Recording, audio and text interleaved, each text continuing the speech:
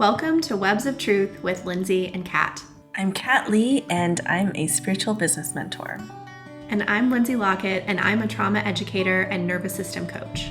This is an offshoot of our own podcasts. Lindsay is the host of the Holistic Trauma Healing Podcast. And Kat is the host of the Rooted Business Podcast. We're stoked to give you a peek into our real conversations because this is the stuff that we talk about all the time when the mics aren't on. We wanted to share what it feels like to weave conversations through friendship and curiosity with someone you love. We are nerds about nervous system integration, emotional alchemy, conscious relationships, and the magic found in nature. If you are too, you're going to love these chats.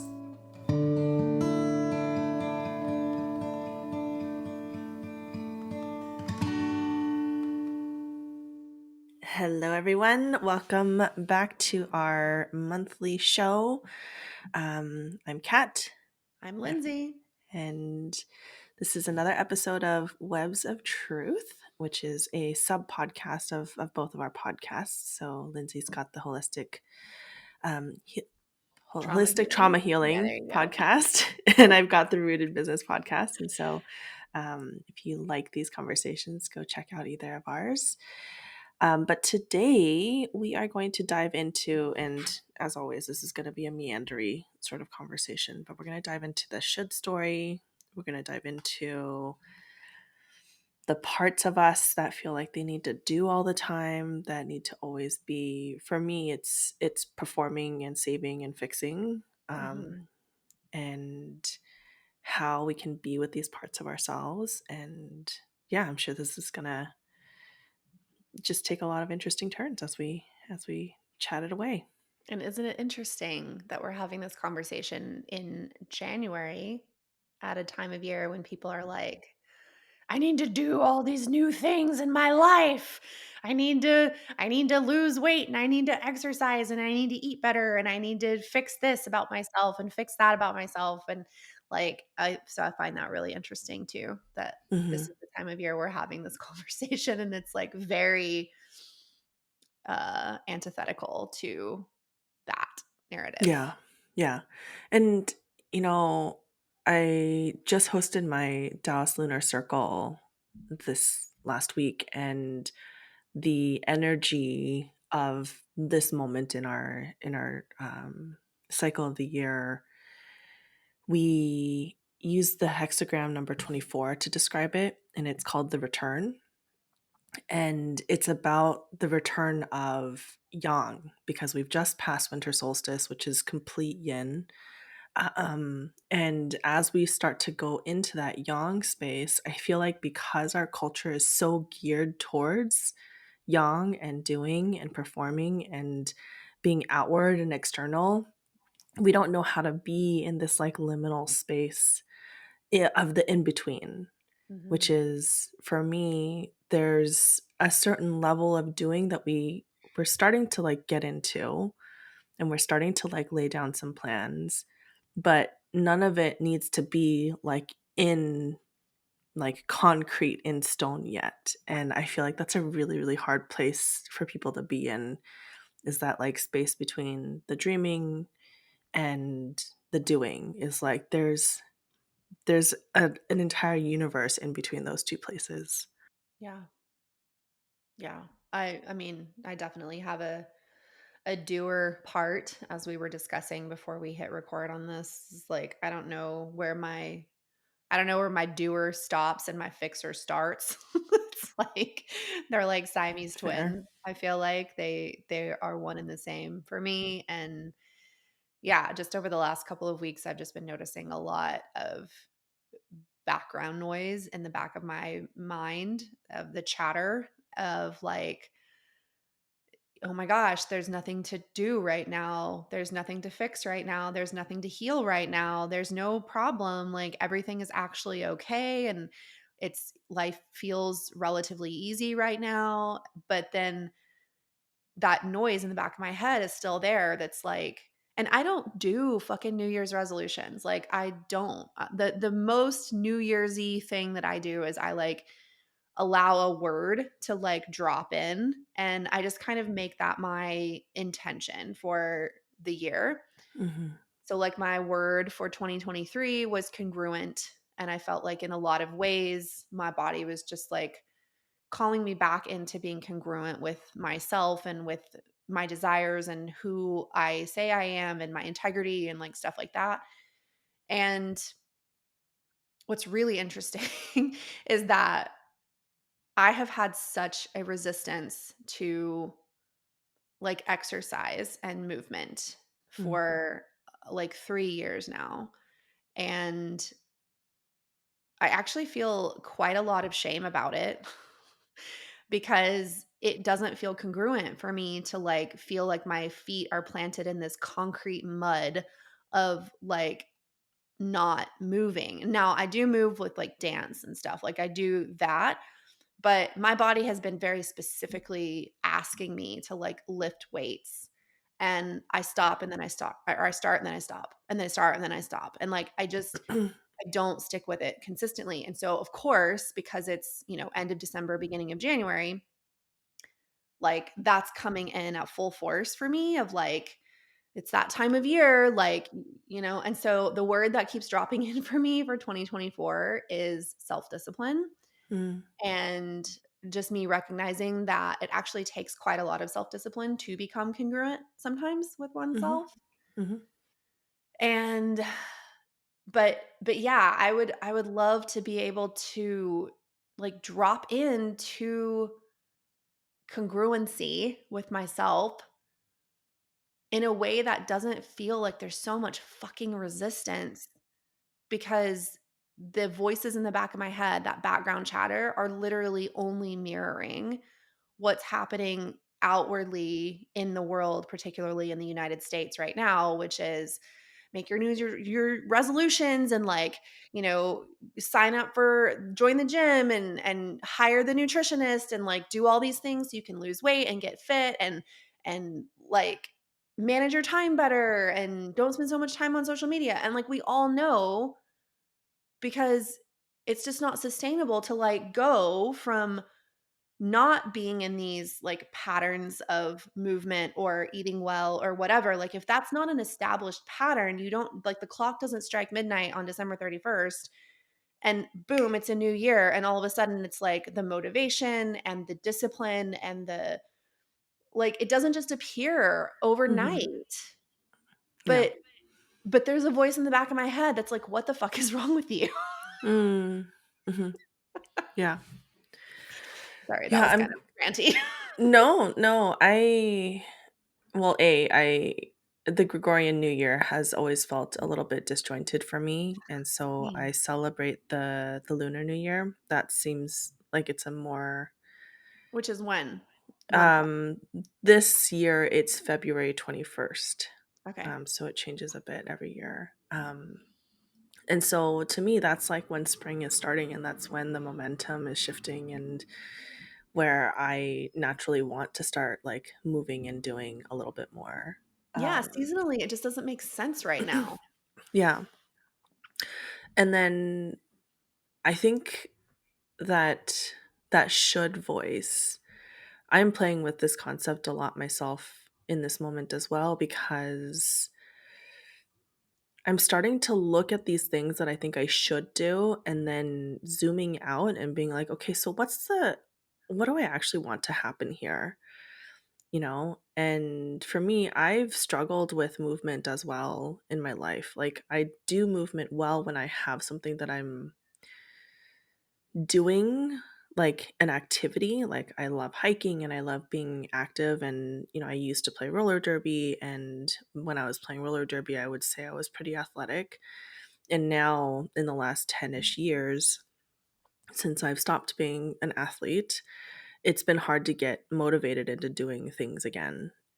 And as I'm starting to creep towards my 40s and the body changes, and I sat down and I was like, what do I really want to happen, you know? And ultimately what I want is I just want to feel stronger in my body.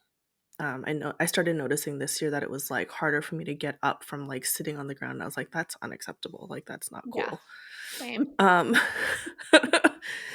and you know, we bought this property, and I started thinking about like, well, maybe I should start going to the gym so that I can like actually start doing stuff around the property. And you know what? I pick up probably 100 pounds of poop, horse poop every single day.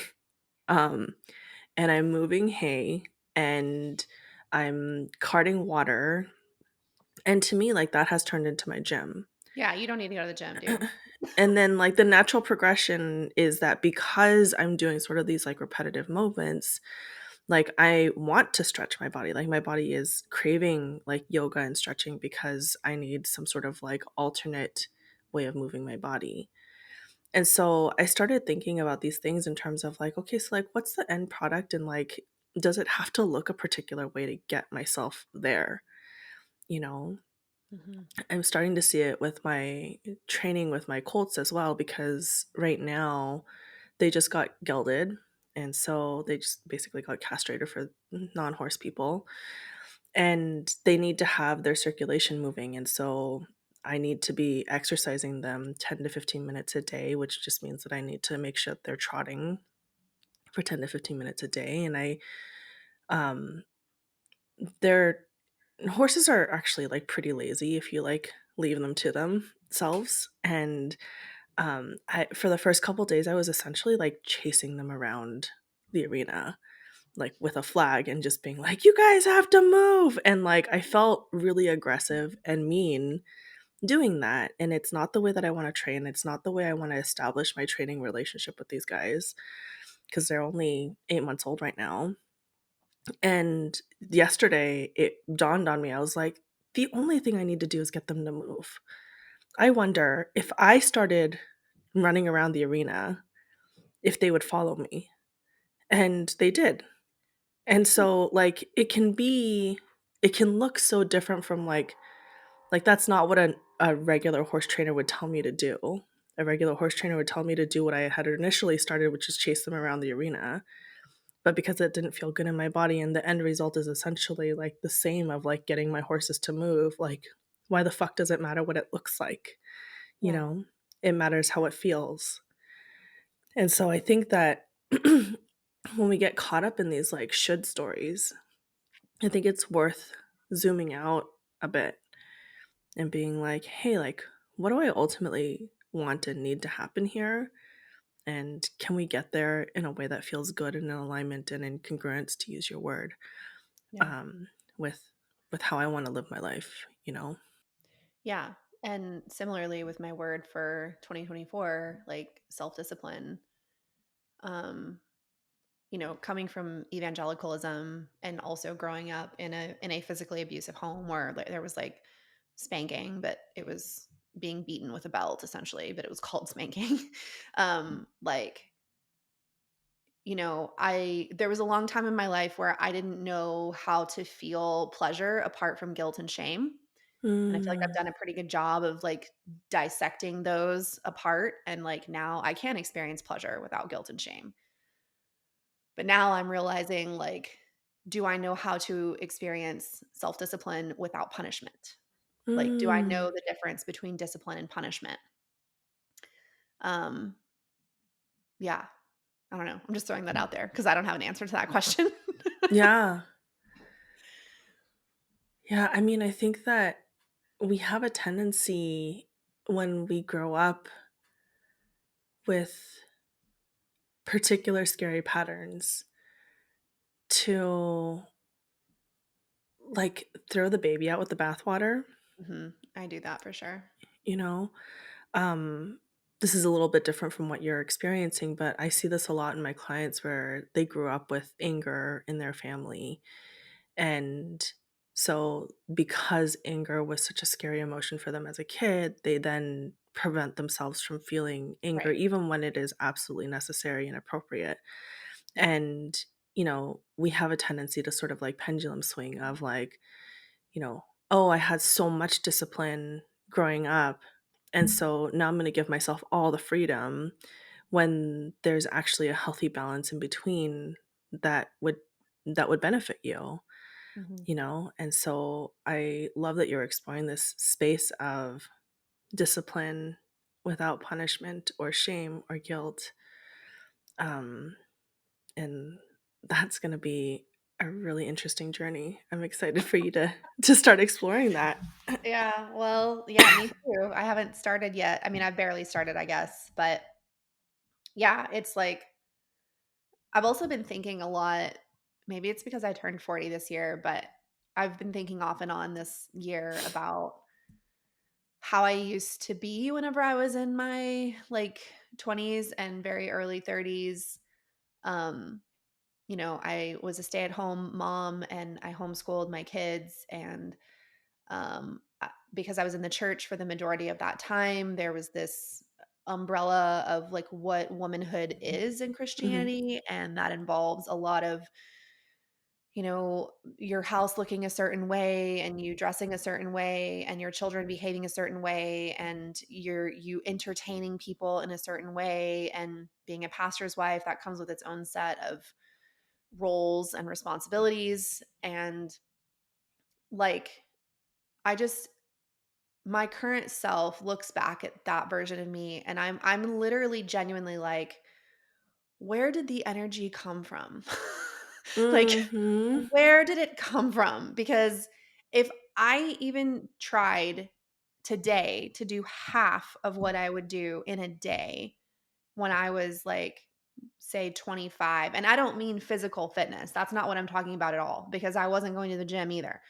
mhm, Then I'm talking about like the amount of like cleaning and cooking and taking care of children and my house looking perfectly and entertaining people a couple or three times a week and showing up for church and getting up early and getting kids dressed and like all of that kind of stuff. Like I think about that now and it makes me exhausted. mhm. And I just and I don't believe that the lack of energy, maybe there's a better explanation for it, but I don't believe that it's from age. Like I Yeah, truly I do not agree. believe it's from age. I agree. Like it's almost like I don't even know what it's almost like, honestly. I'm not even amazed by myself, and I'm not comparing my current self to that past version and being like, "Oh, you're not doing enough. Like you need to do more." I'm like I feel sorry for her because I'm like, "Oh my god, like no wonder you burned yourself out. Like you were Mhm, nuts," you know? mhm, mhm. Um and nobody had to tell me what to do. Like, this was before Instagram. I wasn't on Facebook at this time in my life. Like, I Yeah, wasn't getting messages from social media influencers that were creating this, like, sense of comparison and not enoughness and shoulding and, like, as a wife, you should be doing like, it was all coming from, like, the church, mhm. but there was a fair amount of it that was coming from my, like, inner critic Yeah, who is cracking the whip, like, "You're not doing enough, you're not perfect enough, your house isn't clean enough, your kids aren't well dressed enough," like and now I don't have that inner critic cracking the whip as loudly, but it still shows up, and I don't really know what this has to do with anything, but it's like I guess I just feel like I need to say out loud, it's not an age thing where I'm, like, slowing down because I'm getting older, it's more like I had absolutely no balance in my life in my 20s and early 30s, and I was so focused on doing and perfectionism and honestly, like, I didn't even clean my house back then for other people, even though I entertained quite a lot. I did it for myself because if I could clean my whole house in a day and there were like perfect vacuum tracks in parallel lines on the carpet and the tile grout was all white again and all the dishes were put away and everything was like in its place and orderly and tidy, that's when I would just like sit on the couch and I could feel peace in my body. Mm, And so like the mhm, cleaning and the doing was a means to experience this relief from anxiety, mm, if that makes mhm. sense. It was like I Yeah, did not know how to be at peace within myself until I did all of these things to my external environment to create peace and order. And then I could sit down on the couch and look around and admire my clean house and actually feel really good. mhm. And I guess I just don't need that anymore. Yeah, Like I don't need to beat myself up. I don't need to punish myself or perform or do in order to feel okay within myself. mhm. And yet, over the last few weeks, the voice in the back of my head, very background, it's not like super loud, but the voice in the back of my head is still like, "You're not doing enough," Mm. you know? Yeah. Yeah. First of Me, all, not with I my house, and it's not with my house. It's like, "You're not doing enough to be physically fit. You're Mhm. weak. You need to be Mhm. stronger. You need to be Yeah. skinnier." Like, Mhm. that's what the voice, but it's not loud. It's not Yeah. yelling at me, you know? Yeah.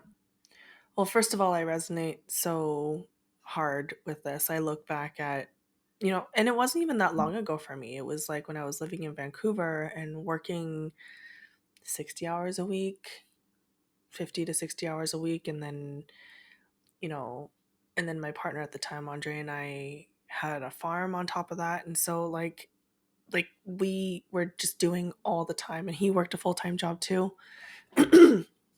and and I guess, and I think that a lot of people would resonate with this story as well. But for you, what was the motor that was sort of like driving the inner critic? Um,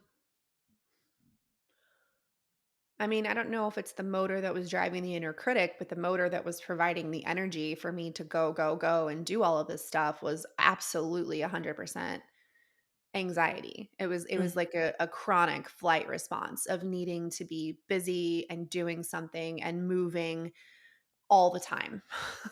Like yeah, could not be still, could not be still. yeah, Um I don't know if that's the motor or, you know, I don't know, it feels like a negative feedback loop. It's like the inner critic was like there because of my upbringing and like the standards of perfectionism that were placed on me by both my parents and the church. yeah. And at the same time, those standards and perfectionism also created a lot of anxiety. Hmm. So it's like, what's the chicken or the egg? Which one came first, you know? Yeah, yeah. And we internalize these stories around like, and I know that you've talked about, if you were doing something wrong, you would then do something to like make sure that you would gain approval from your mom Yeah. and go into like doing and fixing mode. And, same thing happened to my family. And you're right, it is this like negative feedback loop of like perfectionism that drives the anxiety, which then creates the energy, which then, makes it possible for us to like run our adrenals so Mhm. that we can then do all the things. And then you add in the validation you get from society. Like I was getting so much validation Oh, from yeah. people at work being like, oh my gosh, I don't know how you're able to do all of that. And Mhm. and How do you so keep then your house so perfect with 2 toddlers? right. Because I'm psycho, Brenda, that's how. Like, Because I have so much anxiety and I can't sit still. I'm running on cortisol, sugar. Yeah.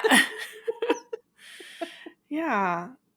I mean, And there was also a fair amount of like, let's be honest, I'm curious if this is present for you too, but of course, all of this awareness is coming from after the fact. I was yeah, so of course. completely Of course. asleep at that time of my life. If you would have asked me this then, I would have been like, "What the fuck are you talking about? I'm fine." Yeah. Like, so, hindsight, this awareness is coming from hindsight. But like, yeah, there was also this like, I have to earn my way to rest. Mhm. Like, I can't just sit on my couch and do nothing if there's not vacuum tracks on the carpet, if dinner's not made, if the house is a mess, if the tile grout needs to be bleached with a toothbrush. Like, I can't rest because all of these things have to be done. I can only rest once these things are done. Yeah. So it's like this narrative of you are not worthy of rest unless you do all of these things first. Yeah. And then law of entropy says that we like as soon as it's done, it starts to degrade and become Mhm. messy again because Yep. that's how the universe works is it always dissolves into chaos. Mhm. But yeah, I mean, same thing of like when I was growing up, I had school and I had homework and I had extracurricular activities. And in Korea, if you are of school age, you go to after school, which is called hagwon. And so when I've when I go visit Korea and I hang out with my cousins, sometimes they don't get back from like learning things until like 8 or 9 o'clock at night. What? And like in America, I had it a little bit easier, but my mom, still managed to find like a uh, I don't know if any Korean immigrant kids are out there, but like we had a program called Kumon, which was essentially like a hagwon in America. And so I had, school and all the things. And then I also had like, we used to call it like mom homework, where like I had to then after school do even more like homework and like worksheets and things like that. And then I could go play. And so I think that like my parents now, I think, would even to this day call it like a work ethic that got instilled in me. Mm, yeah. But it also makes me now, being on the other side of it, like really, really, really opposed to busy work. Like I Mm, hate busy work because I felt like that's like, okay, like how many times can I run through these worksheets of like multiplication tables and, you know, yeah. and so like I think that part of the motor that drives me now is finding efficient ways to do things. Um, and I think part of the motor that used to drive me in my past life was like busy work actually felt really good because it felt familiar, Mm, and that's sort of how I feel about like even like housework now too. Is um like back in the day I remember also being like pretty like obsessive about cleaning, maybe not to the same standards as you, but like it's because my body was trained to be good with busy work. And so like in moments of anxiety, that's the thing that felt good is mhm. is to do the busy work. Yeah, and, like, my daughter and I had a really great small conversation the other day, um, where she shared that sometimes whenever I walk into a room or she can hear my footsteps coming into the room, if she's, like, sitting there on her phone watching TikTok videos, that she will, like, quickly put her phone down and pick up a book, and Mm. because she's so used to me coming in and being like, "Why are you on your phone? Why are you on your phone? Get off your phone. Like, you don't need to be on your phone all the time. Get off your phone." Even though we have agreed upon time limits for her to be on her phone, so the apps will literally lock her out when she's been on her phone enough, but still, I would be like, "Why are you on your phone? Get off your phone. You're wasting time. Don't be on your phone." Mm. And so she got into this pattern of I don't want mom to see me on my phone. So when I hear her footsteps coming in, if I'm on my phone, I'm going to like try to hide that I was on my phone so I don't get caught. Mm. And of course, my heart was like, "Oh, honey, I'm so sorry. Hmm. Like, I'm so sorry it's like that for you. I don't want you to have to do that. Like, it's okay." Mhm. Um But then I was able to share with her, and I'd never said this out loud to another human, and I don't even know that I had awareness of it until she told me that she was doing it. Is like if my husband is out running an errand and I'm sitting in our kitchen on my phone, when he pulls into the driveway, I do the same fucking thing where Mm. I'm like, "Oh, I would need to put my phone down." And like I'll get up and start unloading the dishwasher.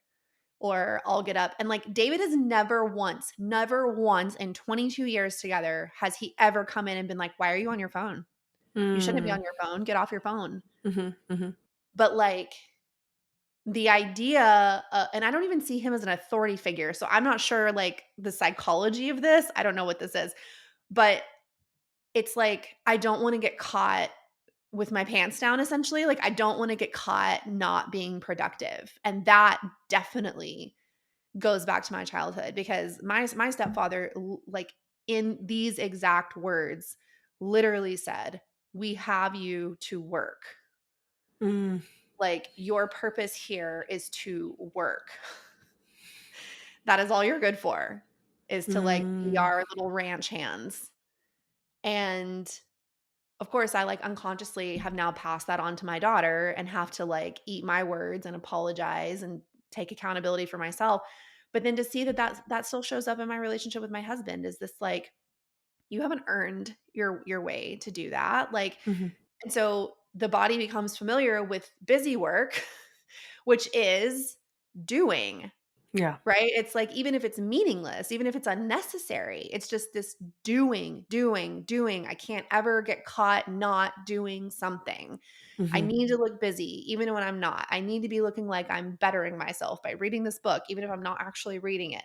Like, um, and yeah, like that's definitely coming up for me right now, both personally, um, in my marriage and in my business, because in my business, I feel like I'm in a creative lull at the moment. Like, it's crickets in my Mhm. business. Nothing new is coming out. I have nothing new to say. I went over a week without doing an Instagram post, which I don't know that I've ever done in all of my time on Instagram. And I'm not sure I've ever gone a week without posting something.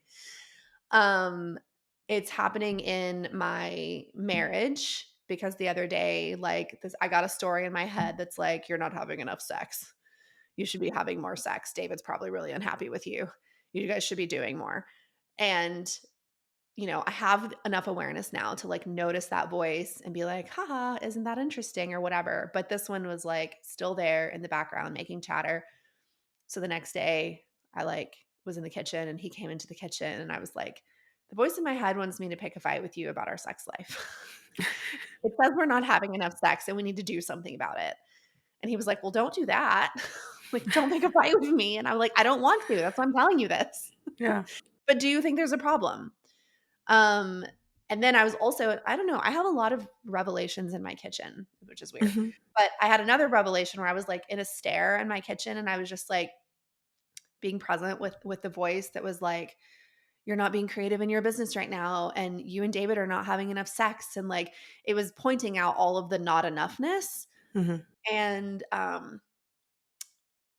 then I was like, "Okay, isn't that interesting? Like, I wonder why there's this voice that's like, 'You're not doing enough. You need to do more.'" And it was just a very soft sort of like answer that I got, which is, I feel like, from my highest self because it felt soft, right? Like it Mhm. landed soft. Mhm. But it was like, you you still don't feel safe, like, if you're not doing something, even if that something is busy work. And for Mhm. me, creating Instagram content, a lot of times I use that as, like, procrastination work. That's my busy work Mhm. because I, like, don't need to do it, but it's like, it makes me feel like I'm doing something, and then whenever I post and I get likes and comments, then it gives me dopamine hits. Um, so yeah, it's just this weird space of, like, there's nothing to fix right now, there's nothing to be healing right now. I Mhm. don't have a project in myself to work on. I'm not trying to overcome a pattern at the Mhm. moment.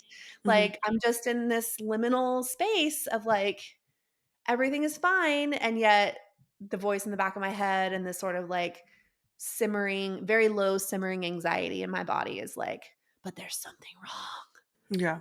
Yeah. wrong. Well, as you're speaking, I think that it's actually clarified for me, like, what the motor has been and then what it feels like now. And I'm curious if this is similar for you, but, like, when I look back on the times in my life when I was the most busy, there's a lot of shame there, you know? Hmm. There's a lot of, like, I talked about my time in Vancouver, but prior to that, I was, married, not to my current husband, but to a previous husband, and he and I had such a dynamic where I never felt like I was good enough, and, always felt like I had to prove myself, always felt like I was, at the time I was in grad school, so I wasn't bringing in enough money. Like, there was a lot of like, "You're not good enough," and it was like a very specific, "You are not good enough," and I'm not gonna put all the blame on my husband. I think that I sort of carried that and then also was amplified by that relationship. Um, but I look on those times and I'm like, "Dang, like, I was doing so much." Like, I used to sit on the board for my roller derby team, And when I stepped off of that board, they had to have 3 people take my position. Like, I was doing the job for 3 people. Um, and, that was, like, in a lot of the jobs that I held. When I was managing the restaurant that I was working at, it was like when I stepped down from that position, they had to hire a manager and a server to replace me. Like this has been a theme in my life where you need 2 or 3 people to do the work that Kat does by herself. You don't think it's And because you're a Manny Gen? I don't think so, because I think that the level of work that I do now is appropriate for a Manny Gen. I think, like, Manny Gen in shame and adrenal fatigue, or, like, moving towards adrenal fatigue, is a Yeah, totally different level of work that can happen. yeah, And I'm a workhorse, like, I know that about myself. Um, but that motor back then was absolutely shame. I get those quieter voices, like, similar to what you're saying, of like, "Ooh, like, you know, maybe my husband and I haven't had sex enough," or, all those, like, sort of, they feel agitating and mhm, aggravating, but mhm, it doesn't feel like the same, like it's easier to be like, "Hey," like, mm, I'm gonna use Brené Brown's definition of, like, guilt versus shame. It's like I'm a bad person versus, like, I've done a bad thing, which mm, I don't think that, like, that doesn't quite apply to the sex life thing, but, like, um but there's a level of being able to, like, externalize the behavior and look at the behavior separate from who I am as an identity, totally. that feels really, really resonant, and, in some ways, and I think that this goes back to, like, that quote that you were sharing before we hit record, in some ways, the shame voice is easier for me to work with now, because the Yeah, guilt voice is so unfamiliar, because it's, like, a slightly evolved version of the shame voice. Like, the shame voice I can pick out and be like, "This is shame. I don't need to carry this. Can I sit with this part of myself? Can I sit with where this comes from?" Like, sitting with the darkness is easy. yeah. Um, it's sitting with the lightness. I can't remember exactly how you put it. It was really beautiful. Yeah, I was at a moon group the other night that I'm a part of, and one of the women in the group shared that she had a dream, and in the dream, she told herself, "You're really good at navigating your way through the dark, but you're not so great at navigating your way through the light." Meaning, when things are dark and hard and stressful or traumatic or whatever, you're really good in that. But when Mhm. things are easy and light and sunshine and whatever, like you're not so great at that because you're so Mhm. used to the darkness. And like that landed in my body like super hard, not in a bad way, but just like you basically just summed up in a sentence what I've been, taking 10 minutes to share. Yeah. It's like I'm Yeah. really good at like, yeah, man, when I'm in the shame, when I'm in the trigger, like, oh, I can sit with it, right? Like I'm Yeah. good at sitting with it. I can be present, I can be so aware, I can dissect all the voices in my head and soothe the inner child and work with my parts and like all of that.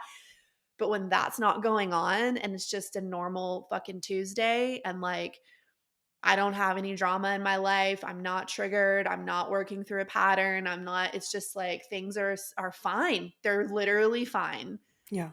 Is that yeah, what you were describing about what that voice feels like for you is it's not like it's not screaming at me, but it's just like back here just being annoying. Yeah. It's like the nagging voice that says, like, "Oh, you haven't done the dishes today," as I sit here looking at not a quite full sink of dishes, but some dishes in the sink. Yeah, yeah, It's like it's smaller, but it's harder for me to know what to do with that voice, same. because, like, we have all the tools to do the hard shit, and, like, people come to us for the hard shit, like, which I really, I I love that I get to do that as my job. Yeah, The guilt voice is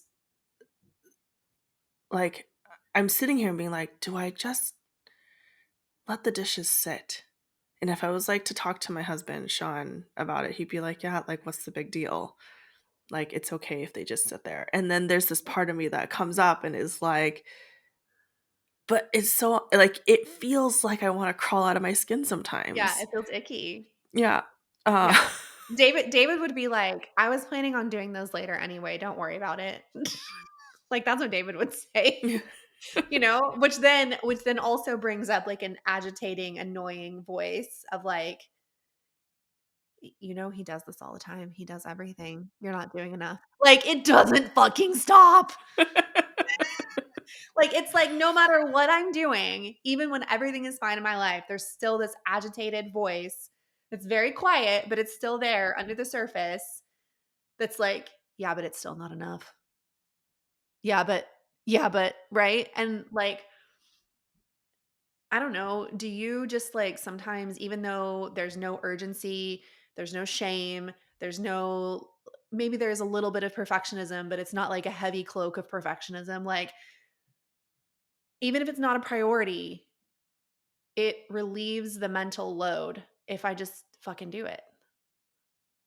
Yeah, and I've actually been playing with, like, what like, the edge for me is to not do it, right? Yeah, same. I'm like, "Okay, there's a voice in my head that's like, there's a pile of dishes and you need to do them, and it's not David's job to do them.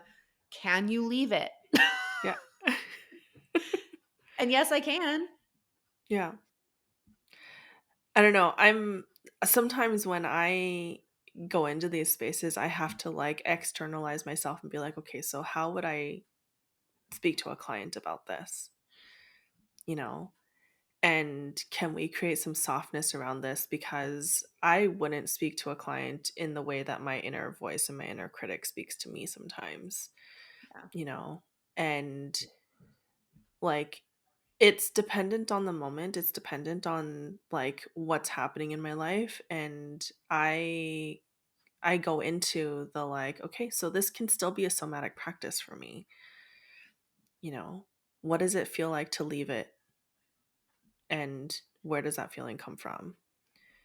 And if that feeling comes from shame, then like that's something that I need to unpack. If that feeling comes from guilt, then, like right now, the thing that's coming up for me as I'm thinking about the dishes in the sink is like Sean works really long hours right now. He worked Christmas, he worked Christmas Eve, like he's been like really getting after it in terms of work. And so like some days that motivation to clean up the kitchen comes from guilt, and some days it comes from just like a genuine sort of desire to want to have my husband come home to a clean home, Yeah. you know?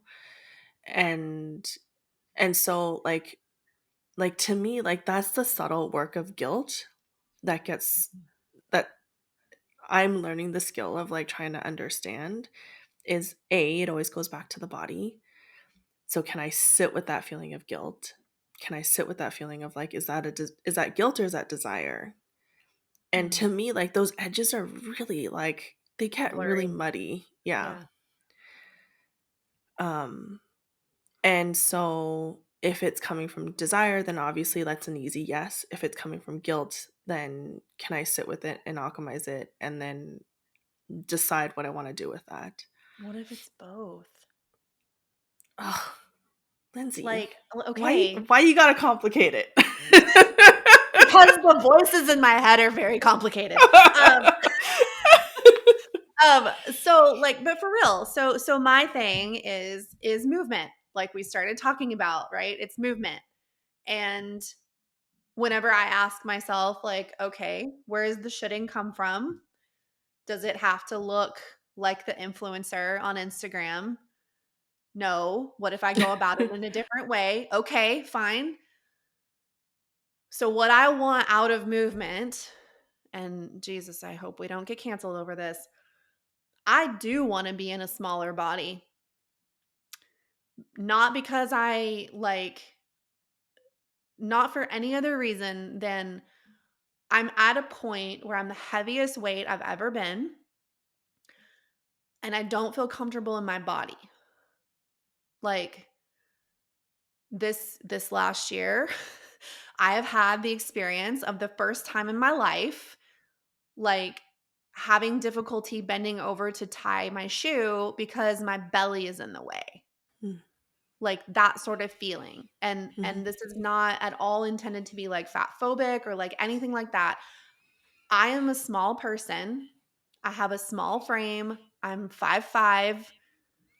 Like, my body does not feel good at my current size, even though pretty much everyone looks at me and they're like, "What do you mean you need to lose weight? No, you don't. You're not fat. You're fine." And I'm like, "Okay, thank you." Like, I don't know where my body puts it all. But I mean, when I tell people, I'm like, I'm literally in a size 14 pants right now. When I say that, like, to my friends or whatever, they're like, "No, you're not." Like, "No, you're not." But I am. I just mhm, bought new jeans because my size 12s didn't fit anymore. mhm, So for me, the voice of like, "You really should move more. You really should." I also have chronic pain. And the one thing, I've tried so many things for this chronic pain. I've seen so many practitioners. I've done so much for it. The one thing that I have not done consistently that I really believe my body wants me to do is strength training. mm, Is like I'm in a hypermobile body, and I think that some of my stabilizer muscles don't fire and other muscles and tendons are picking up the slack, and that's causing my fascia to get, adhesed, and like certain muscle groups are not firing the way they're supposed to. So like I feel like I have some imbalances in my body. Like, so I feel like I have two really legitimate reasons for me for why I want to move my body mhm, that don't come from guilt. And also the guilt voice is still there. mm. So, like, that's what I mean by both.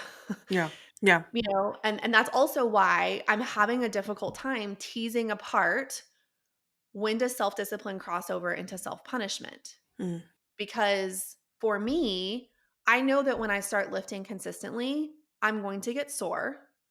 I'm going to be in pain. I'm probably going to get worse before I get better. mm, mhm, It's going to be hard. I have to leave my house, which I hate doing because I'm not about to put a fucking gym in my house. I just recently put a pole up. You haven't seen my pole yet. Look at my pole, cat. aw, it's gold. It is gold. So shiny. Yeah. So like, I don't know. It is both for me. Like, I can honestly say there is a higher self, like grounded, divine, like, I need to move. My body is not comfortable. This is the most supportive thing I can do for my body right now. Mhm, And also, you really should move your fat ass. You really should lift. mm, You really should. You really should. mm, So like what I'm having trouble, and I feel like I'm having trouble saying it even, is like it's like, yes, there's a voice that probably does come from trauma and not doing enough and shoulding and all of that. And also there's truth in it. mhm, And like I don't know how to hold on to the true part and let that be the motor while releasing the part that's coming from trauma. Does that make mm. sense? It does, yeah, yeah. So, if I'm hearing you correctly, I hear the desire voice actually, like, much stronger than the guilt voice. And it is. The desire voice is much stronger than the guilt voice.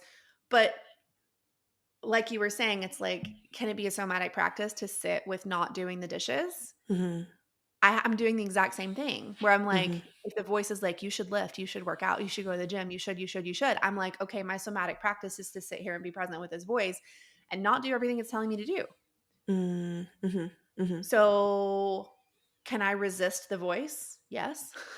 Yes, I can. But my resistance of the voice, I feel, is causing my own demise and is actually going against my desire. But it's yeah, like if there's even a shred of guilt or should in the voice, I throw the whole thing out with the bathwater. Like yeah, the whole thing goes out and then I just don't fucking move at all. yeah, Cause then I'm like, fuck you, voice. I'll show you. yeah. May I ask some coachy type questions? Absolutely. Yes, coach Hopefully, me. this is helpful for folks. But, like, what does the desire voice feel like in your body?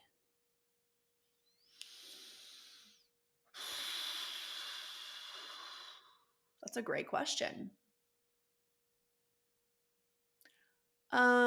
I immediately see a version of myself from a couple years ago whenever I was like what I feel is the perfect weight for my body, where I felt comfortable in my body, where I had more energy, where I had less pain.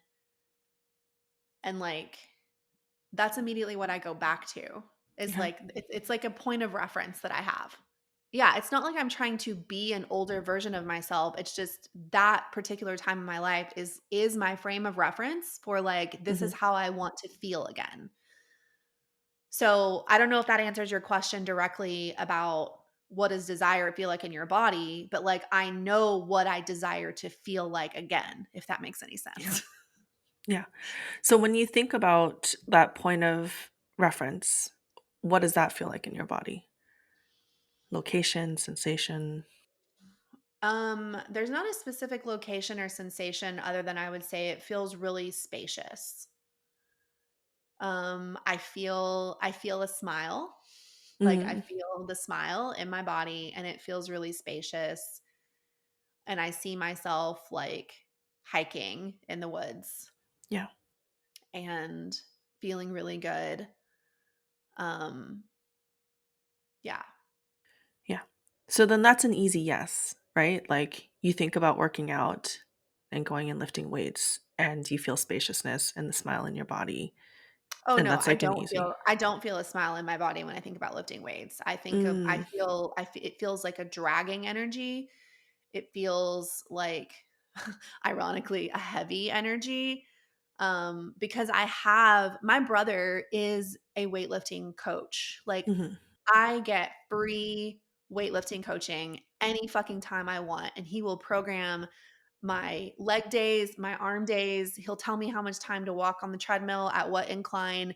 He will program my nutrition for me if I want him to. Like I have this access to this unending resource of a brother who's like, "Sure, I'll do whatever you want. Whenever you're ready, I'll help you." And he has. mhm, mhm, And the 2 times that I've let him start helping me or I've asked for help, um, my fear was like, I'm afraid that I'm not going to do some of these exercises in the correct form and I'm going to hurt myself. So, can we do it over Zoom so that you can see if I'm standing the right way and lifting the right way and I'm not hurting myself? And he's like, yeah, sure.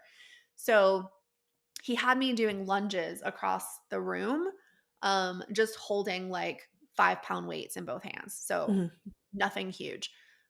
But I was doing lunges across the room and I hated it. I hated it, cat. And after I did like 12 lunges or something, like I told my brother, I was like, I'm fucking mad right now. And he was like, "Are you mad at me?" And I said, "No, I'm not mad at you. I'm just fucking mad. Like, I'm mad because that was hard. I'm mad because I feel weak. I'm mad because I did this to myself. I'm mm, mad because like I was so angry, Kat." And like mm. I know that resistance movements can bring up anger really well, which is why I Yeah, have yeah, my clients do them. yeah. But I hated it. Mhm, And if I'm gonna move my body and sustain it, I need to like the way it feels. yeah, I don't wanna get pissed every time I'm doing lunges. yeah. That's fair. I think Okay. that's totally fair. Um, if you were to ask your body, like, "Hey, like, we have this desire to go back to that point of reference, and we're a team here. What feels like good movement to get you there?" Walking, Yeah. um, dancing. I wanna say lifting, but, like, something that feels not as hardcore. Yeah. Like, even though doing 12 lunges is not hardcore, because I do wanna be stronger. But, yeah, definitely, like, walking in the woods, dancing, um but I don't those things don't really make me a whole lot stronger, you know? Is that stuff that you do already now? Yeah, not I mean, walking, no. That's a whole nother set of excuses. Like, we're having a snow-free winter in Minnesota, and usually the snow is my excuse for not going for walks. We have Mhm. literally no snow on the ground right now. So my excuse for the last 5 days was that it was foggy and raining. And today it's sunny and not fogging and not raining. And I am planning on going for a walk today. Mm, But but yeah, I do I like I will come up with excuses to not do the things, and those mhm. excuses again, on one hand feel really justified, and then on the other hand, the voice is like, "You know that's a fucking excuse." Yeah. I'm my own worst enemy about this. Yeah. Well, I'm wondering if, like, the weightlifting is, like, too big of a jump to start the self-discipline practice. Starting with Yeah, something that I your think body wants to do. yeah, I think walking is a much more realistic place to start. Yeah. And then giving yourself and building up that trust of, like, I can hold myself accountable to walking. And Yeah. then being like, "Hey, like, maybe" I don't know. Like, I remember, like, cheesy weights that I used to see my mom work out with, on her ankles, like, back in the '90s. Like, maybe you Oh, do ankle your weight? dance practice with, like, ankle weights and, like, wrist weights. That's a creative idea I had not thought of. Um, I mean, I think doing the things that your body already wants to do, because I know that you love dancing, Yeah. you know? Yeah. And I just have been dancing for a year, and I'm bigger, not smaller. mhm, And, like, again, this could get us canceled, I realize, but, like, this is my experience and this is my truth, and that is that, um, I'm not trying to make myself smaller because I'm afraid of taking up space, which is, I mhm, know, a thing that a lot of women, especially with, like, disordered eating and over exercising, it's like, I'm not allowed to take up space. I need to be smaller. Like, I don't have that. I already mhm, take up shitloads of space in my mhm, life, online and in real life. Like, I am not afraid of taking up space. So it comes from a genuine desire to, like, of knowing, like, I know my body best. I've been in my body for 40 years. I've been in my body at many different sizes, from like way too thin and sick to, like, now I would say, like, overweight, but I still feel pretty good. Like, I mhm. don't feel crazy unhealthy. Um, but I do have I really genuinely have a desire to be smaller, and it doesn't come from being afraid to take up space. Yeah, And I feel like I have to be really clear about that, because I know that a lot of people listening can twist that. Their own voices in their heads are going to twist that, and it's going to mean something to them. So I just feel like I have to be really clear about that. mhm. Um, but yeah, yeah, I forget, was there a question? No, I think the idea of, like, working with your body instead of forcing your body to do something it doesn't want to do. Yeah, and I think that that's where it comes down to, when does self-discipline cross over into self-punishment? Because as Mhm, soon as it starts to feel like I'm forcing, mhm.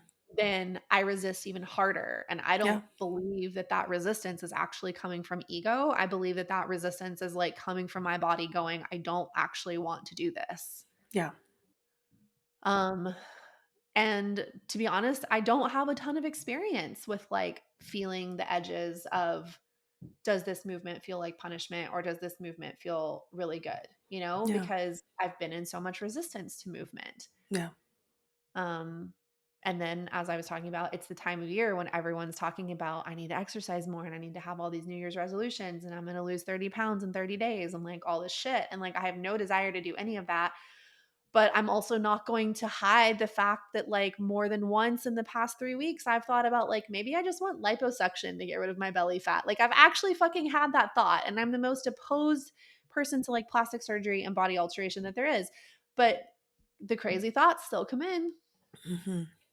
Yeah, yeah.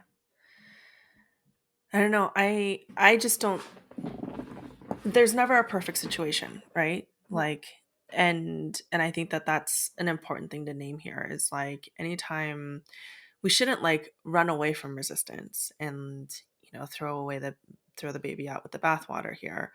Yeah. But I think it's worth playing with that resistance and being like, hey, okay, so I'm hearing the resistance around doing lunges with weights.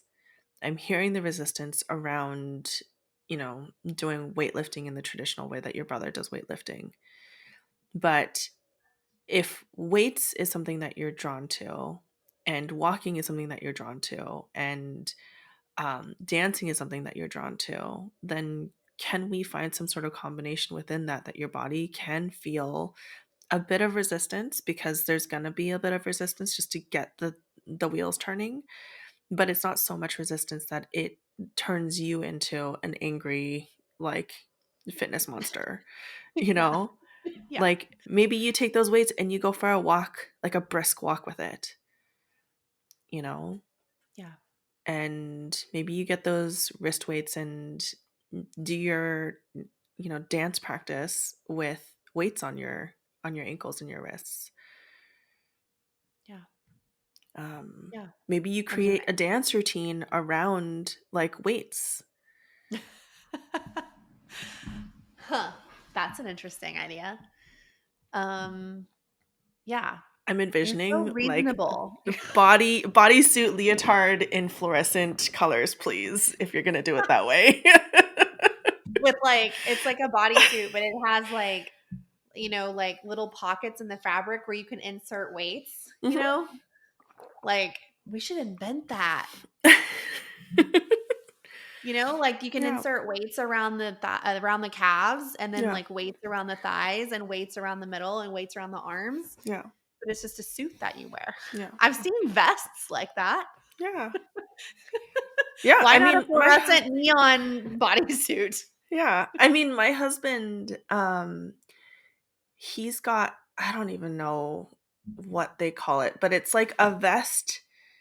I think they use it in the military for training, Yeah. like, and they put like literal weights in the vest. And, you know, we used to go for walks with him wearing a really intimidating looking military vest. Yeah.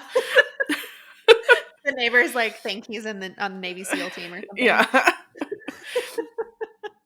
you know, Yeah. but it's like Yeah. if you were to tell me like, okay, Kat, like, because I have similar feelings too. Like I have, this is the biggest I've been as well. And I think that for me, my journey is a little bit different in that like my body has been a direct reflection of like, hey girl, like you do need to take up space. And so my body like literally is like, okay, got that message, let me take up some space. And learning to love my body as it is at the biggest weight that it's been has been an interesting journey for me. And now that I feel like I take up plenty of space, um and for me it wasn't really about like tying my shoes, but it really was like I had a moment a couple of months ago where I was like, it's hard for me to get up off of the floor. Mhm. Like not hard like in such a way where I can't do it, but like harder than it should be. Like Extra effort. yeah. Yeah. And I took that moment and I was like, oh, I don't like that. I Mhm. like being able to, especially like being a Korean woman, like I eat a lot of my meals off of the floor. If given a choice, I will eat off the floor because it's how I grew up.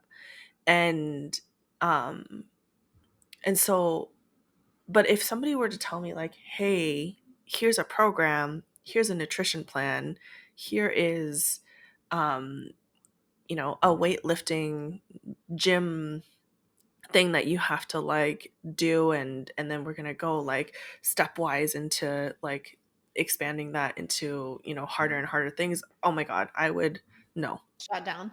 Yeah, immediate shutdown. But you tell me like, okay, your horses need to drink water, so you need to cart out 1,000 Yeah. pounds of water today. I got it. Mhm. um if you tell me, because like all my water jugs are in like 5-gallon jugs, and so like that's like 40-50 pounds a Yeah. gallon or a jug.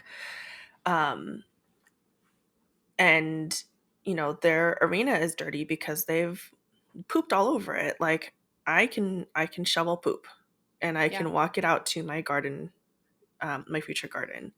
Like, to me, like, that is the movement that my body, like, not only, like, feels good in, but, like, I look forward to that kind of movement. Like, I'm excited genuinely to, like, get off this call and go drive out and go pick up horse shit.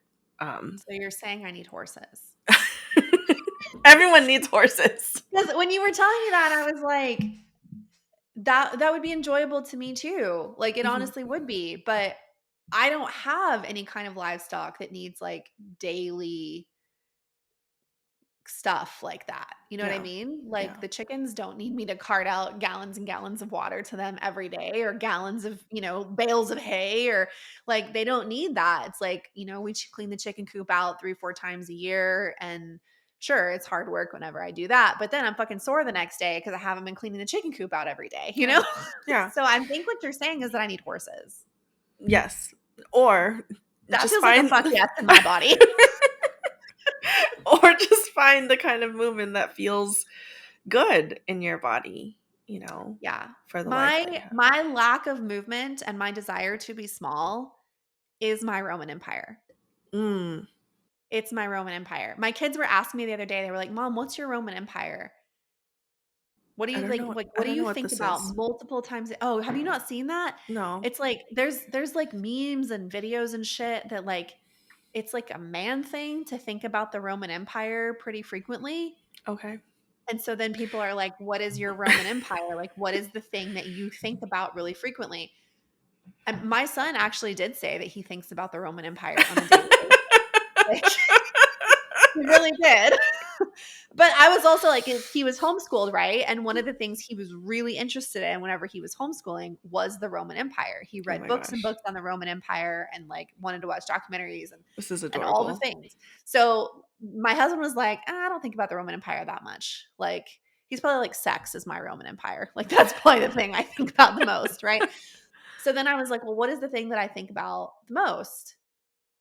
And I wanted to be like, trauma healing. Like, I think about feelings and the nervous system and trauma healing and whatever. And my kids were like, okay, that kind of counts, I guess. And then later within myself, I was like, my body is like, I think about the size and Mm, shape of my body, like, more than anything, mm, probably, mhm. in my own internal thought processes. Yeah. So, I mean, in that case, then I think, like, work with the body, because I think part of Yeah. this is, like, the body just, like, is feeling. I don't wanna put words in your mouth, but, like, I'm hearing a sense of, like, she's gonna forget about me in this Mm. process of, like, getting Yeah. to my goal. Yeah. Yeah. That definitely resonates. And also, like, it really it comes down to, like, I need to find the edge from self-discipline to self-punishment, like, Mhm, and I wanna stay inside the window of self-discipline and not cross over to self-punishment. And mhm. it's not my fault that I grew up and now as an adult live in a culture where weight loss and fitness goals are almost always achieved through punishment, Yeah, right? So, yeah. like, I think I just needed to remind myself of that, like, out loud, and just say out loud, like, it's not your fault that you don't know how to stay in self discipline and not cross over into self punishment. Like, it's Yeah, not your fault, yeah. because literally no one has ever modeled that to me or taught me that. Like, I've never seen it ever. Mhm, And the one time that I lost weight without doing anything differently. Like, my movement wasn't different, my eating wasn't different, I wasn't counting anything, I wasn't restricting anything. Like, I mean, I was restricting, like, gluten and dairy and shit like that, but it wasn't for weight loss purposes. mhm. But in 2018, my body started dropping weight, and I distinctly remember, like, waking up in the fall of 2018, which was a super stressful year for me, but I felt good for most of it until the fall. For the rest of it, I felt good. But I remember waking up one morning and, like, getting out of bed and instantly was like, "Oh my gosh, I feel lighter. Mm, Like, my body feels lighter." So I went down to our basement. I like wiped off the scale because it was really dusty and hadn't been used in forever. Stepped on the scale and I was like 15 pounds lighter from the last time I had stepped on the scale, which had been like probably over a year before. But it was like a noticeable difference. And I remember texting my mom and being like, somehow I lost 15 pounds without trying. Like, I don't know what's happening. And my mom was like, great, you know? Mm, And mm, then over the next few months, like I would text my mom and be like, I've lost another 10. Like, this intuitive eating thing really works, right? And, like, that's what I was talking about on Instagram because people were like, "Oh, you're losing weight. You look so great." And I was like, "Yeah, I'm just intuitive eating, man. It's so great. I'm just intuitive eating. I haven't changed anything else. I'm just intuitive eating." And then the weight loss sped up and it sped up. And then, by winter of 2018 going into 2019, I was getting too thin and I was starving and I was eating all the time, but I was losing weight faster than I was eating it. mhm, And then, I mean, long story short is I ended up losing about 40 pounds in 3 months. Like, mm, it started coming off slowly and it felt good. And I thought it was from intuition because I wasn't doing anything else. But then as 2018 went on and went into 2019 and I was having really bad anxiety and panic attacks and health problems and was bedridden and all of this stuff, like the weight started coming off faster. And so I also have a story of like, I don't know what healthy weight loss feels like mm. because that was not healthy weight loss. And Right. it's almost like my body like duped me because it started out as like, "Oh, I'm just intuitive eating. This is so great," right? And then it, like, escalated into, "Whoa, slow down, like, it's too much." And so I got to, like, the lowest weight that I have ever been since before I got married, and yeah, so, like, the pendulum swung that way, and Yeah. now it's taken me, 3.5 years, 4 years, and the pendulum has now swung, and I've gained 70 plus pounds 40 of which I really needed to gain back, Mhm, And when mhm, my body started putting weight on again, I remember being like, okay, my body feels safe to take up space again. Like she's not trying to disappear. She's not trying to like shrivel up and die. Like she feels safe to take up space. This is great. And then, I like hit the like 30, 40 pound weight gain mark, which was where I felt really good. And then it just kept going. yeah, And so I kind of felt a little bit betrayed by my body. Like I thought yeah, we were losing weight in a healthy way, and then it ended up being like the scariest thing of my life, mm. you know? Well, did your body dupe you, or was it trying to communicate something with you? It definitely was trying to communicate something with me. I don't have clarity on what she was communicating with all of that weight loss. Like physiologically, I know I was in a hyper adrenalized state. Like at that point, it wasn't a cortisol issue anymore. It was an adrenaline issue. Yeah, yeah, So I have clarity about that and I understand why I was in an adrenalized state, but I don't understand if there is a direct message regarding like losing that much weight. yeah. Well, can it just be that you were in a Sure. hyperadrenalized state and your body was like, "Hey, like we're in a really high adrenaline state and you're not paying attention to the fact that there's a ton of anxiety, there's a ton of like health issues going on, and so like you got to pay attention."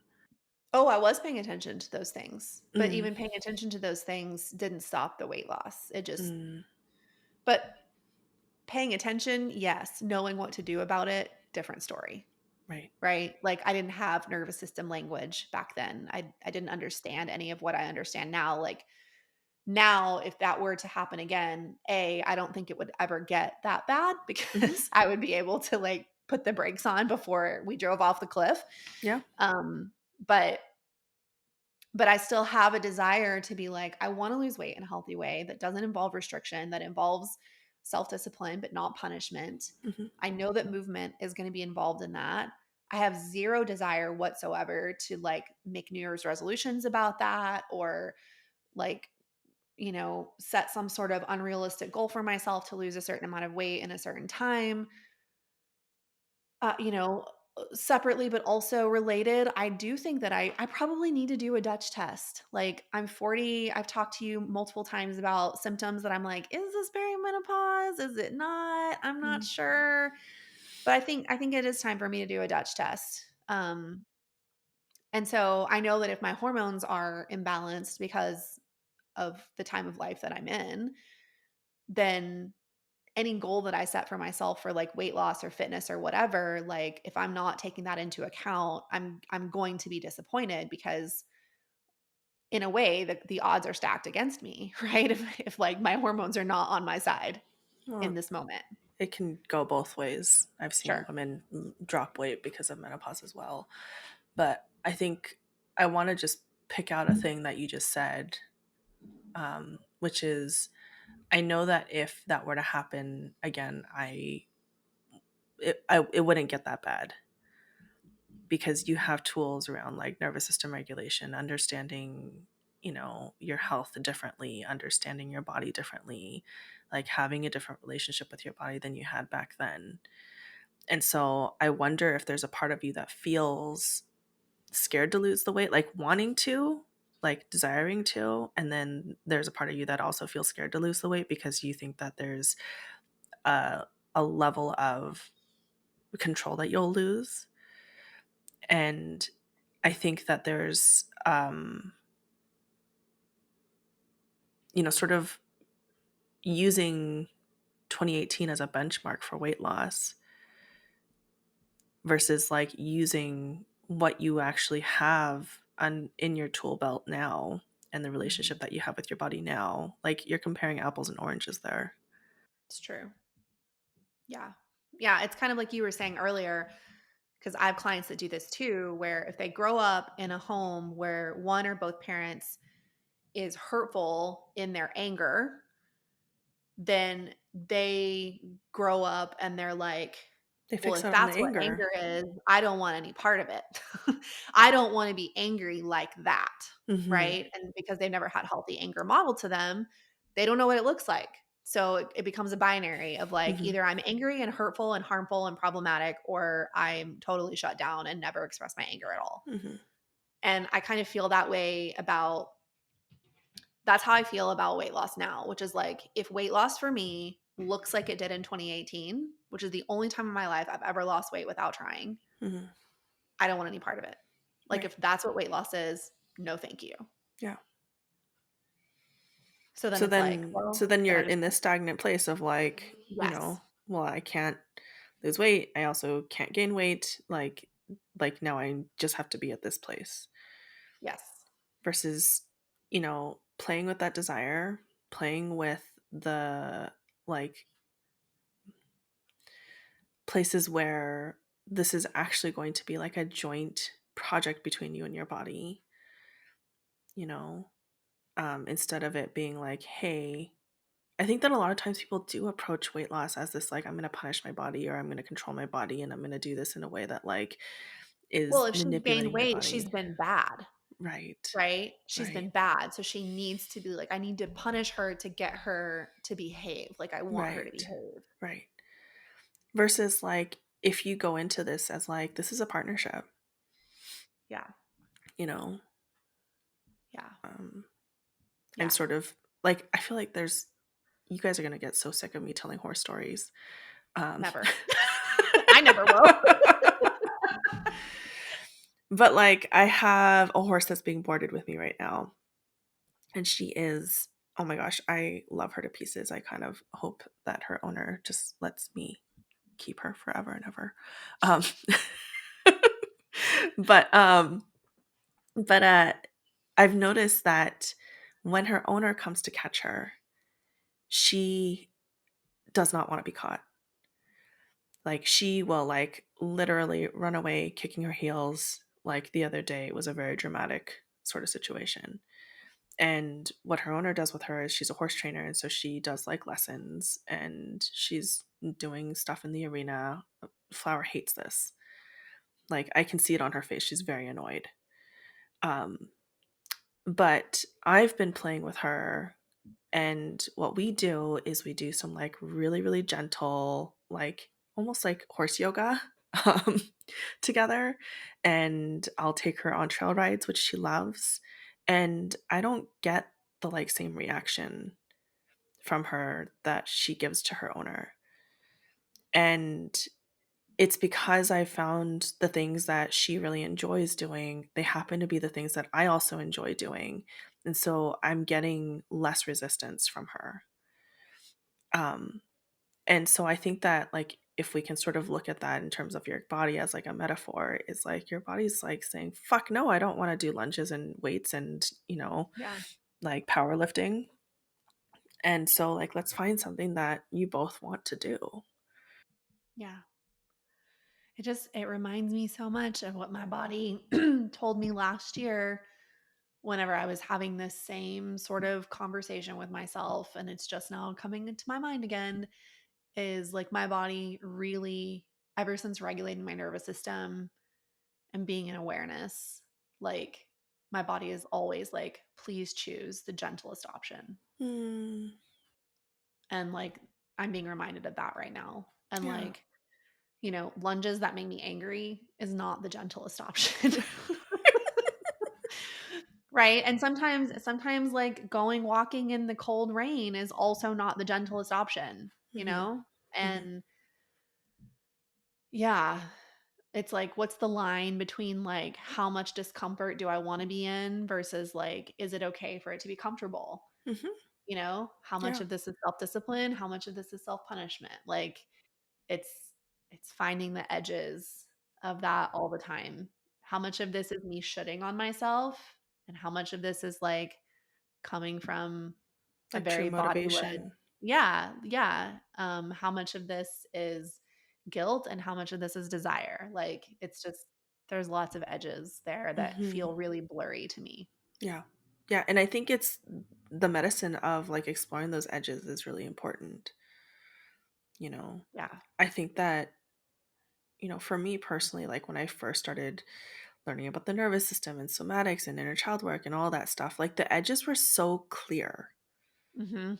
you know? And I'm finding that the longer and longer I'm in this work, the edges become blurrier and blurrier and blurrier, and it's up to me to find that clarity between those edges, Yeah. because it's not so black and white anymore. Yeah. Because And I I think don't that black and Yeah, white is necessary in the beginning, right? absolutely.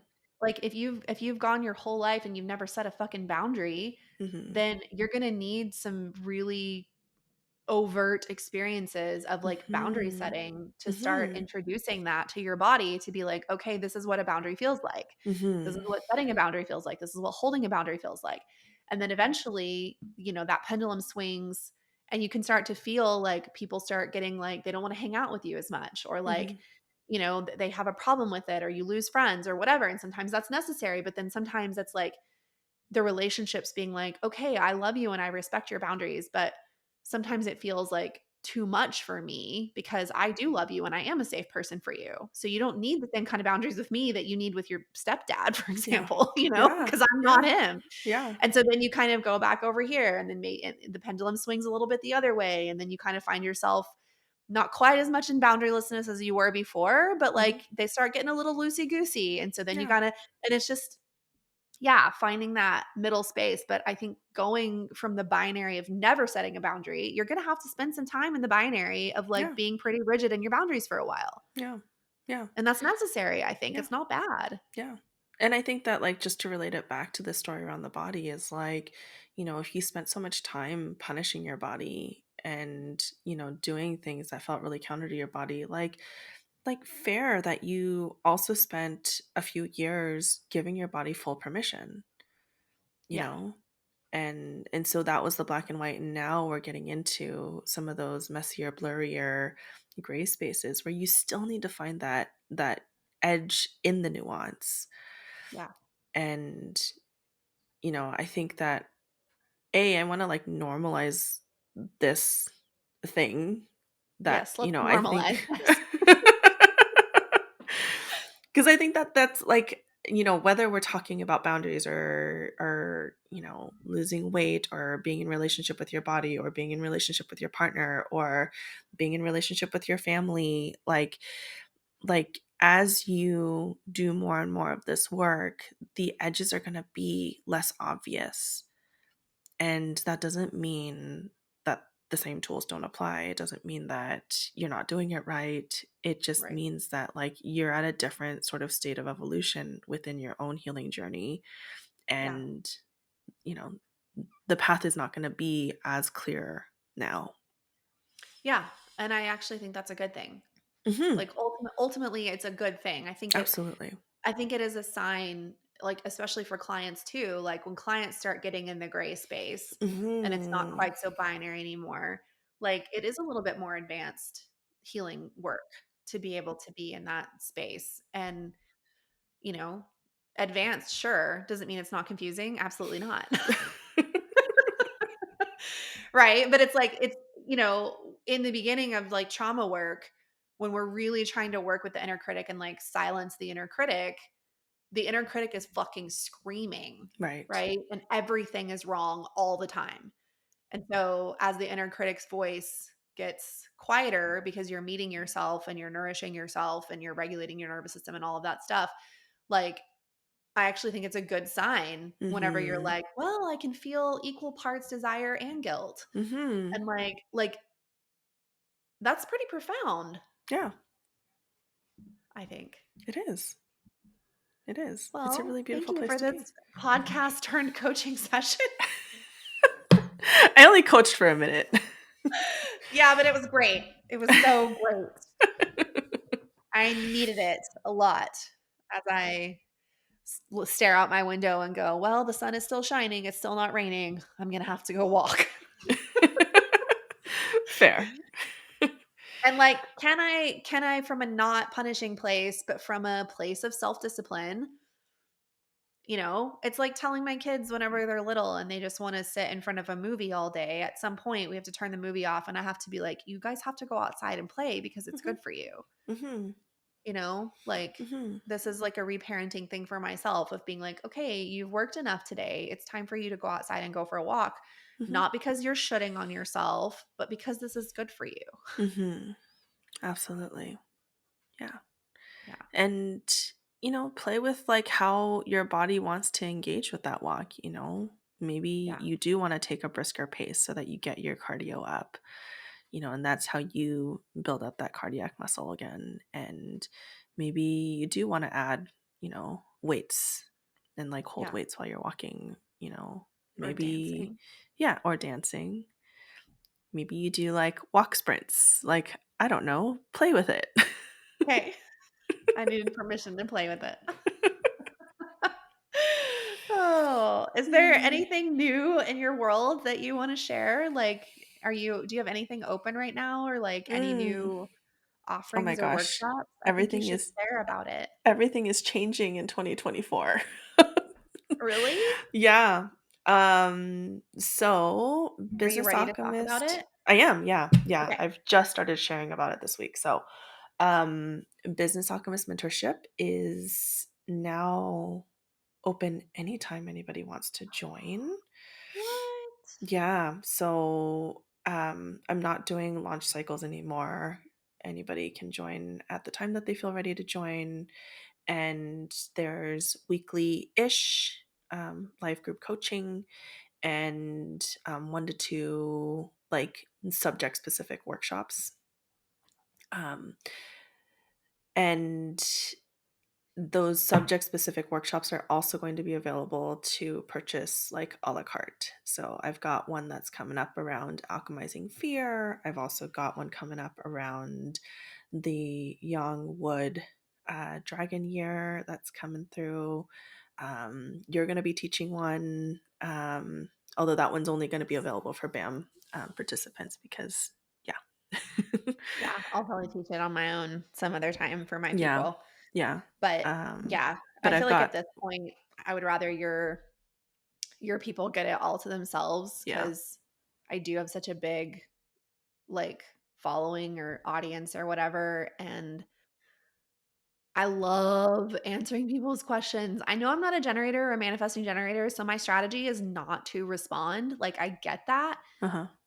But man, I fucking love me a good Q&A. I love Yeah, answering questions. I And know. maybe because to me it's not about responding, maybe to me a question feels like an invitation. Yeah, yeah, Like, yeah, "You're inviting me to speak into this really yeah. important thing." Like, yes. Yeah, But, if it's a workshop of 100 people that's, like, sold out, your people yeah, are not gonna have as much time exactly. Yeah. and I wanna give them more face time. So, yeah, and then I've got other really wonderful guest speakers. I've got a creativity coach coming on. I've got Vanessa, who's a like holistic healer. So, like, lots of really, really wonderful guest speakers. So, all That's that stuff is going to be exciting. on kathosuli.com. That's so exciting. Yeah, I'm happy for you. yeah. Congratulations. It feels scary. It feels like BAM is growing up. You know, I've been running it Well, for it 2 is. years, and um we have 63 people in the community, and so like we're growing up a little bit. Yeah, it's becoming a Mhm. teenager, not a toddler Mhm. anymore. Mhm. Yeah. That's exciting. Good Yeah. for you. I'm so happy. Thanks. How about you? What do you have going on that you wanna What do I share? have going on? On January 20th, which is a Saturday, I never do this, but I got a lot of requests. I'm going to teach my thawing the freeze response workshop. That I don't think anybody knows this, but I wrote that workshop for For BAM. BAM. Yeah. And then I was like, "Holy shit, this is epic. I I should teach this to know. everyone." So I'm teaching it on Saturday, January 20th at 11 a.m. Central, after getting a lot of requests to do it on a weekend for people who work. So we're going to do that, and people can get their ticket at lindsaylockett.com/thaw, THAW. And then the only other thing, well, I guess is actually two other things. In my one-on-one client work, I had a client who was like, she had like two sessions left, two 90-minute sessions left. And she was like, would it be okay if we divided these into 30-minute chunks and just did like feeling work instead of talking? And I was like, sure, let's do that. So, um, we started doing these like somatic listening basically is what we were Mm. doing, and it's just like her like going into her body and finding a sensation and being present with it, and then like asking her body like what's the message here, or Mm. what do you want me to know, or sometimes you don't even have to ask the question, the body is just like here it is. Mhm. So we did that a couple times, and she was like, have you ever considered just offering like sessions like this? Like this is so profound. And I was like, that's a great idea. So we threw together a landing page and have started offering it. And I stuck a limited number of sessions on my calendar for January, February, and like the first week of March. And um, so it's a way for people to work one on one with me without having to sign up for like a full coaching package. They can book one session, three sessions, or five sessions in a Mm. package. And yeah, I wanna say, like, so far, like, almost 30 sessions are gone. That's awesome. So, yeah. Um, and then the only other thing that's happening is I'll be opening Feel Without Fear again at the end of Mm. February. Mhm. So, people can check that out or get on the wait list. We can put a link in the show notes. Awesome. Yeah. Yeah. Is that the only way people are gonna be able to work with you one-on-one in 2024? Is Feel Without Fear? No, the, Somatic listening? somatic listening? No, but my one-on-one clients are all full until fall. So, um and then depending on if people keep going or not, I Yeah. may not have any one-on-ones open up, but I was chatting with you a couple weeks ago about like wanting to take time off this summer Mhm. because I feel like the winter time in my business is like the summer of my business Yeah, yeah. and the winter of my body, and then the summer of my body is in the actual summer and it's more of the winter of my business. So that seems to be the rhythm that we've fallen into. And so I really want to have a lot of blank space on my calendar in like The July summer. and August. So I'm starting with two new one-on-ones in January. Um, and I'm not going to add any more. So they'll be done with their 6 months in June. And then I'm not going to add any more or continue one-on-ones for July and August, and then I'll start with one-on-ones again in the fall. Cool. But I really, really wanna experiment with that. So I may offer some somatic listening sessions, like, later in the year. I'll probably do a summer cohort of Feel Without Fear. Um, but, you know this, one-on-ones are a big time and energy Yeah. investment, Yeah. like, the most of anything else that I do. So, I'm looking forward to giving myself a break for the first time this coming Yeah. summer. Yeah. I'm doing something really similar. I had 48 one-on-one clients in 2023. Whoa. Um, and so I'm reducing that in half. And so I'll only be taking on 24 one-on-one Wow. clients this year. So, Wow. I don't yeah. even think I've had 24 one-on-ones this year. Yeah. This is the Manny Jen, right? Like, Yeah, that's the difference between the mani gen and the yeah. projector. Yeah. I'm like, if I have more than 3 things on my calendar in one day, I'm like, "Shit." Yeah. Um, Again, it goes back to what I was saying earlier, like, I look at my younger self and I'm like, "How did I do it?" Mhm. And I was just running on adrenaline, man. Yeah. Like, adrenaline and cortisol. That Yeah. was the fuel in the tank. Yeah.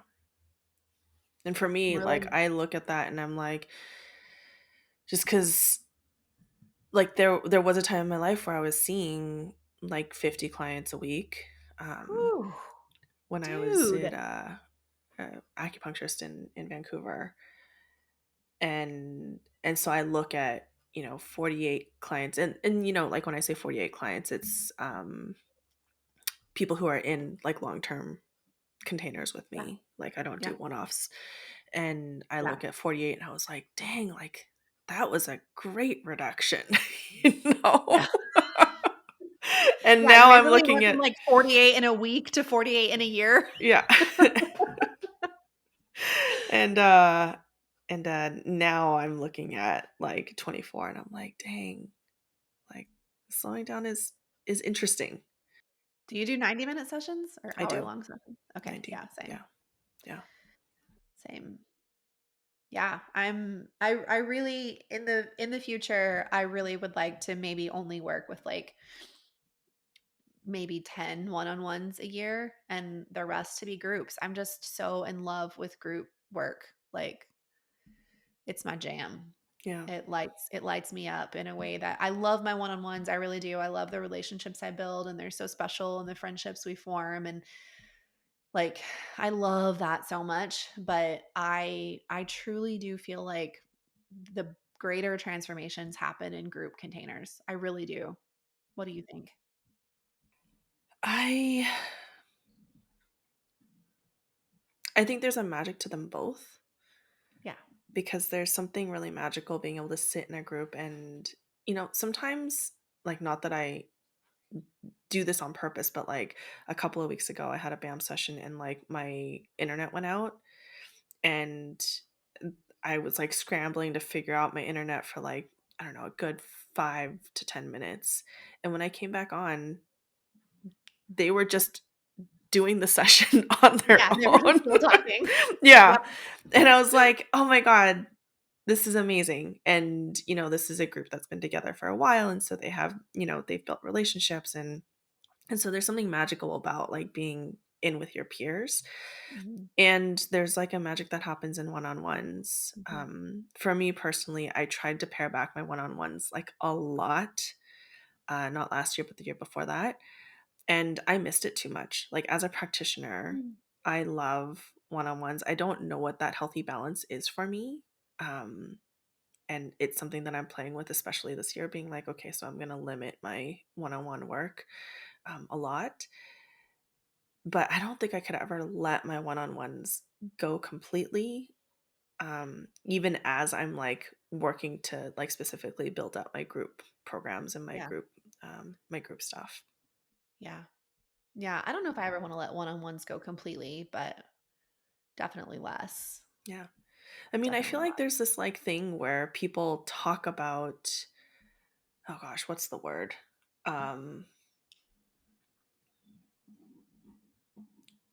like almost like there's this progression of like online coaches where you move from like one-on-ones to groups and then like masterminds and then like memberships, and it's like there's this like escalator, and the idea is always to like move away from one-on-ones because it's not a, you know, a quote unquote good use of your Mm, time.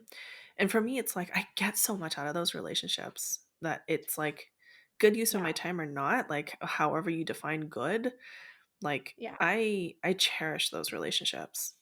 Yeah. I love them too. I really do. And also, like, they're invaluable for, like, I mean, coaching for me is it is a practice. Mhm. Like, practitioner has the word practice in it, right? Mhm. Because we don't Mhm. have it all figured out, and there's always gonna be things that I figure out in one-on-ones that I don't figure out in groups and vice versa. Yeah. So, like, I don't think I'll ever totally get rid of the one-on-ones because they're special and they allow me to go deeper with one person than I can Mhm. go in a group for sure, which I feel is a really important part of like my practice Mhm. and growth as a practitioner. Um and they're all like they're always teaching me. Mhm. Like, but I had the same learning experiences in groups. It's just a little bit different. Yeah. Um but I have no desire to start a mastermind, knock on wood. I don't have a desire to do that. Maybe it's because I've never been in a mastermind, so I don't know how valuable they actually are. I also don't know how that's honestly defined. Yeah, Um, what's the difference between a mastermind and a membership? yeah, I don't know. I Same. really don't know. We Um, don't know. We can figure that out next it's time. just like a fancy word for online Yeah, is it coaches like a to, buzzword? Like the nervous system is becoming a buzzword? yeah, maybe. But yeah. Anyways, um, as always, lovely chatting As with always. you. You And too. um, I hope that folks get a lot out of this conversation. I know that it for me it's always really helpful to like bounce off nuance Yeah. with you and Yeah, and same. look at those like sort of murky spaces. So thanks for bringing that to the Yeah. table. Yeah. Well, thanks for the coaching. I hope people get a lot out of it. I really do. I mean, I love these conversations so much because we don't ever have an agenda. It's just like it goes wherever it goes Yeah. and it really is reflective of like our how we talk. Yeah. Um, minus some of the more intimate details Yeah. that maybe no one will ever get to know. Yeah. But yeah, this is really fun. Thanks for being here, Yeah. everybody. See you next month.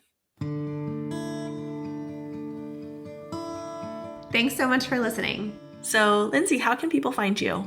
I'm on Instagram at I am Lindsay Lockett. My website is lindsaylockett.com, and that's with an EY, not an AY. And you can listen to my podcast, Holistic Trauma Healing, anywhere that you listen to podcasts. Where can people find you, Kat? So, my Instagram is where I hang out the most. That handle is cat.hosu.lee. My website is cathosuli.com, and my podcast is the Rooted Business Podcast. And just like you can find it anywhere. We'll see you next time.